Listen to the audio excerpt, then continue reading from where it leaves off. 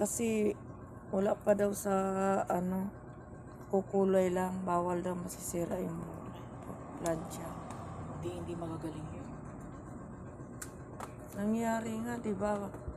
Isa na straight. Yan ang mga gamot ang ginamit natin. Kulay. Kulay muna nga eh. Yung iba nga bago straight, ribbon muna bago kulay. Hindi kulay mo. Kasi ang kulay, ano yan?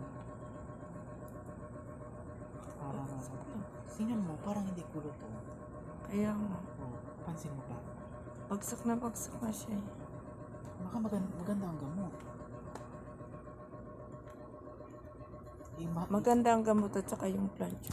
Anong gamot ba ito? Magkano ba ito Mahal bilang? kasi yun eh. Ito? Mahal yan. Parang 300 isa. Korea yan eh. Yan ate, oh, ang lambot oh. Yung mga lambot niya. Ito yung gamit namin sa ribbon. Hindi, Riban, Hermax pa lang. Ay, Hermax. Hermax pala. Tapos napa-street mo yung... Kulot. Sobrang kulot. Grabe. Ilan po?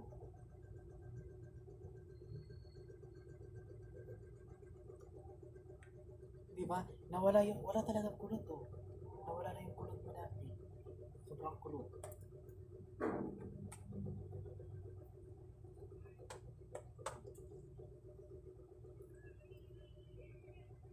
Sabay yung mga girl na bibili yung sandals.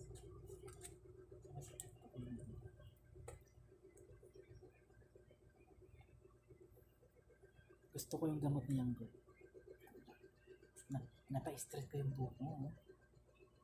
Ilagay ko yan sa yellow basket. Ang gamot na yan. Ando niya sa TikTok. Tingnan mo. Grabe. Hermax pa lang yan dyan. Mga katuro, hindi yan ribbon. Hermax. Napa-street niya yung ano ko, buhok ko na natural kulot. Sama mo pa siya. Grabe. Sa TikTok. Diskarte lang.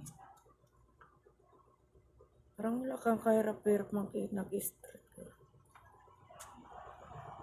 Kung sobrang kulot diba ang buhok mo kanina?